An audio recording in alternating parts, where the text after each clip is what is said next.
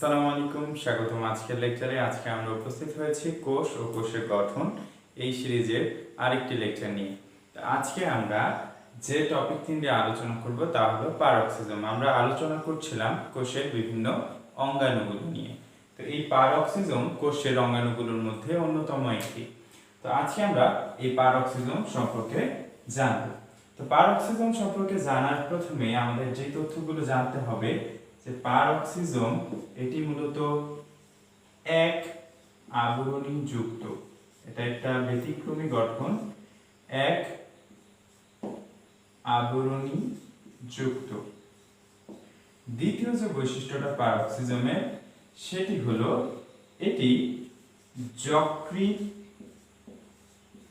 এবং কিডনিতে বেশি থাকে। যকৃৎ এবং কিডনিতে বেশি থাকে। তো যকৃৎ এবং কিডনিতে কেন বেশি থাকে তা আমরা আলোচনার শেষের দিকে গিয়ে বুঝতে পারবো আসলে যে কেন কিডনি এবং যকৃৎ বা লিভারে এই পারক্সিজম অঙ্গাণুটি বেশি থাকে। আচ্ছা, তো আমরা এখন জানবো পারক্সিজমের ইতিহাস সম্পর্কে কিছু কথা, মানে কে আবিষ্কার করেছেন সেটি নিয়ে। তো পারক্সিজম প্রথম আবিষ্কার করেন বিজ্ঞানী ক্রিস্টিয়ান দা দুবে। তো এই দুবে নামটি আমরা আরেকটি জায়গায় পেয়েছিলাম, সেটি ছিল লাইসোজোমের নামকরণ।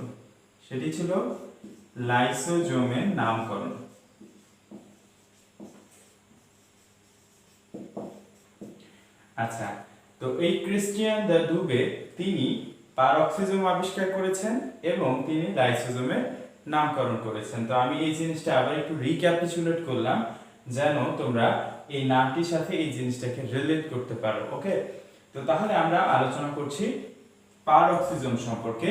তো পারক্সিজম এর নামটি আসলে পারঅক্সিজম কেন হলো এর কারণ হচ্ছে এটি মূলত পারঅক্সাইডকে নিয়ে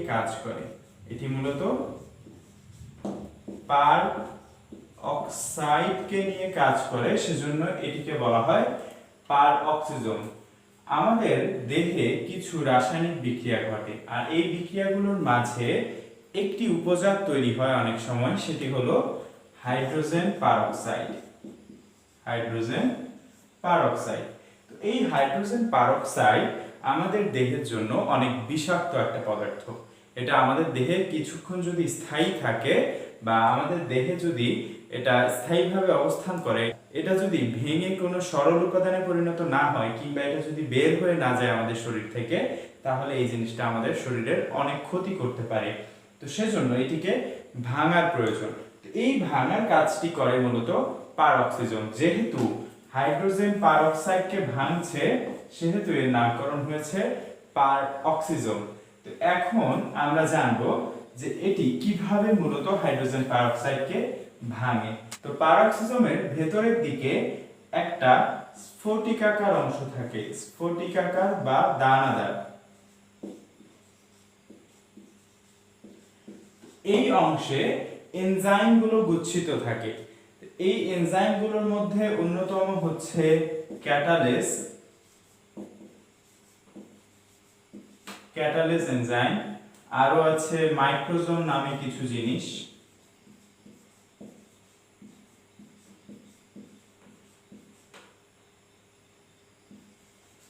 আচ্ছা, তো এখানকার এই ক্যাটালেস এনজাইমটি হাইড্রোজেন পারঅক্সাইডকে ভাঙতে গুরুত্বপূর্ণ ভূমিকা রাখে।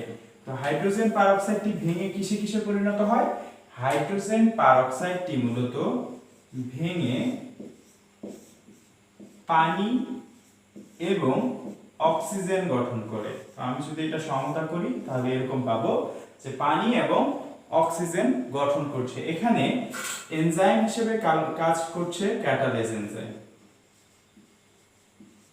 ওকে, তো এভাবে মূলত পারঅক্সিজম নামক অঙ্গাণুটি আমাদের শরীরের এই হাইড্রোজেন পারঅক্সাইড নামক বিষ তুল্য যে একটা উপাদান তৈরি হয়, এই উপাদানটিকে ভেঙে পানি এবং অক্সিজেনে পরিণত করে। এই পানি এবং অক্সিজেন কিন্তু আমাদের কোনো ক্ষতি করে না, যার কারণে এই বিষাক্ত জিনিসটি কিছু নরমাল রাসায়নিক জিনিসে পরিণত হয়, এর ফলে আমাদের শরীর বিষক্রিয়া থেকে বেঁচে যায়।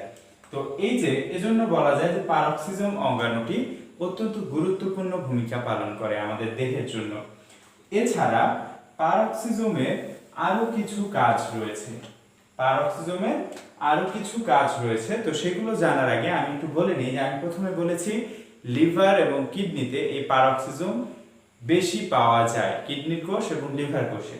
তো কেন পাওয়া যায়? আমাদের লিভারকে বলা হয় আমাদের দেহের জৈব রসায়নাগার। এতে প্রায় 500-রও অধিক রাসায়নিক বিক্রিয়া ঘটে। তো এতগুলো রাসায়নিক বিক্রিয়া ঘটছে, তো সেখানে নিশ্চয়ই কিছু না কিছু রাসায়নিক বিক্রিয়াগুলোর ফলে বিষাক্ত পদার্থ তৈরি হচ্ছে, আর সেই বিষাক্ত পদার্থগুলোর মধ্যে অন্যতম হলো পারক্সাইড।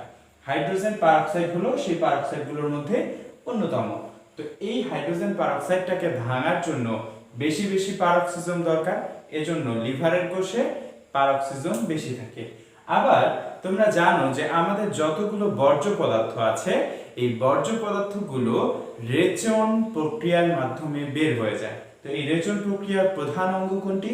রেচন প্রক্রিয়ার প্রধান অঙ্গ হচ্ছে আমাদের কিডনি বা বৃক্ক। তো এই কিডনিকে তাহলে প্রতিনিয়ত বিভিন্ন ধরনের বর্জ্য পদার্থের সম্মুখীন হতে হচ্ছে।